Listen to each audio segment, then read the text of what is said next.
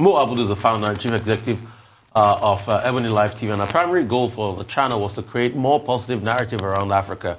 This was followed by a string of aspirational TV series, which include Castle and Castle, Sons of the Caliphate, and The Governor, among many others. In our quest to change global perceptions about Africa, Abudu took the plunge into filmmaking with the creation of EbonyLife Films in 2014, producing several blockbusters, including 50, The Wedding Party, Chief Daddy, The Royal Hibiscus, and in 2018, she produced Oloture, a feature film that exposes the shady business of human trafficking in Nigeria. For a conversation about how much clout and accolades her venture into films have brought, we're now being joined by the woman herself, Mo Abudu, media mogul with interest spanning electronic broadcasting, filmmaking, and content production, philanthropist, and former human resource management consultant.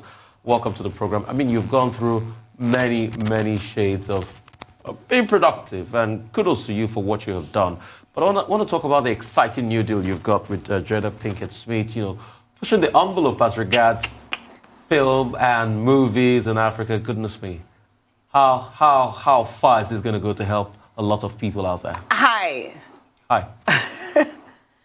Well, good morning. Good morning, everyone. Thank you for having me on the show today.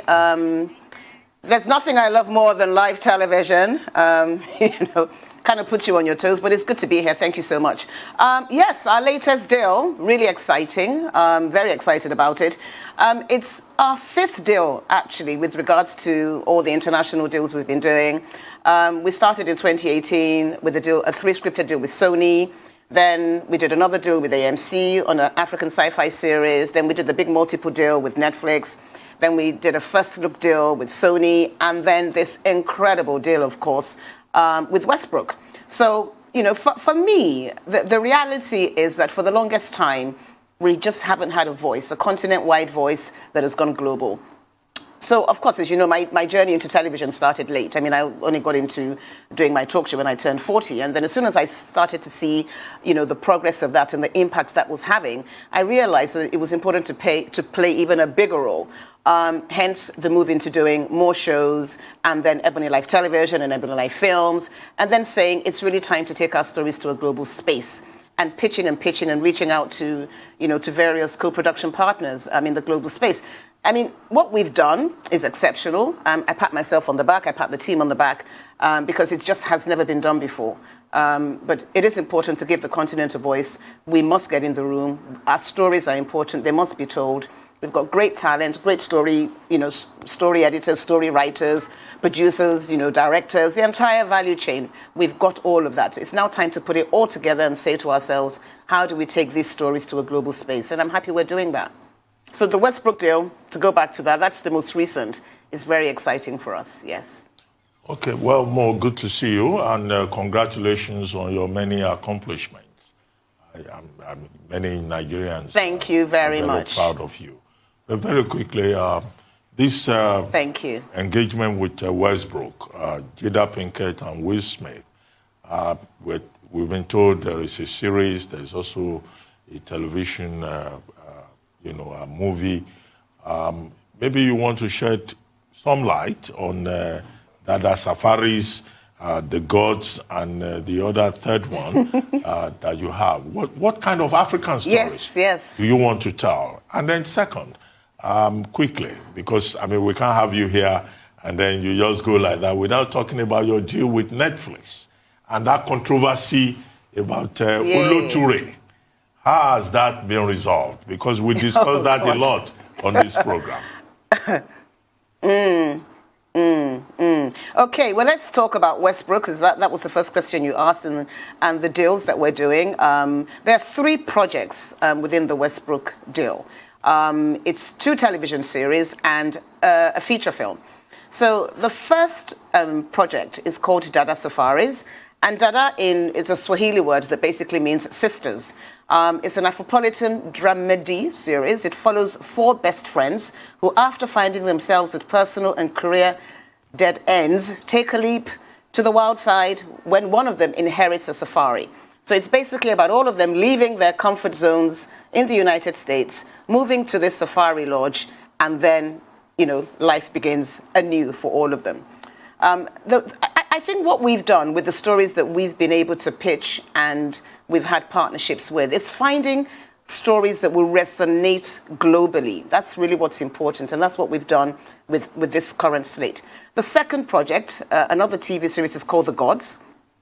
A pair of married Cambridge professors set out to find answers to a surge of natural disasters, but find 7 long-forgotten African gods instead, enlisting the help of 2 divine African children who can communicate with immortals. This unlikely team must find the secret behind the awakening of the gods before the world as we know it is forever changed.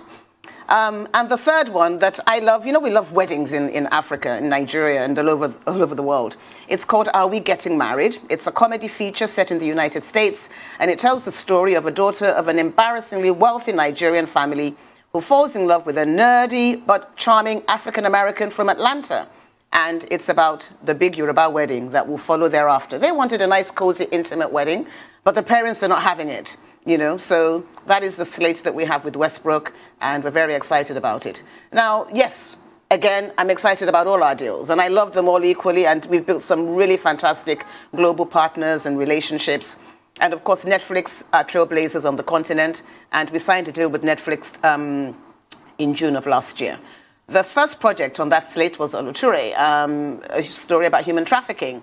And yes, there's been lots and lots of talk about copyright issues and this, that, and the other. As you know, this is still an ongoing debate with certain parties. I can't say much about it, but I rest assured all the rights were cleared. We were in touch with Premium Times, and it is actually, it's a work of fiction inspired by true events that are obviously, there are many people around the world that are trafficked. I mean, the numbers are horrendous. Globally, the trade is about $150 billion. So we're saying to ourselves that, what do we do in this instance? So for us, the journey with Oluture was about impact. It was about telling this story about the plight of women that undergo this and go through this. So it's not one person's story. Yes, we were inspired by the Premium Times article, but that is not the only thing that led us to doing Oluture, as everybody has seen around the world today. And it was the most watched Nigerian film on Netflix last year. Well, congratulations on that success. I wanted to talk to you again about this new deal that you've signed and the importance of it. You'll recall, I'm sure, the Oscars So White controversy and how there was so many complaints about the lack of inclusion and diversity in Hollywood movies. Usually that relates to the African-American experience that tends to be overlooked. But now you are bringing the Black African experience. What exactly are you hoping to tell the world about us, about who we are?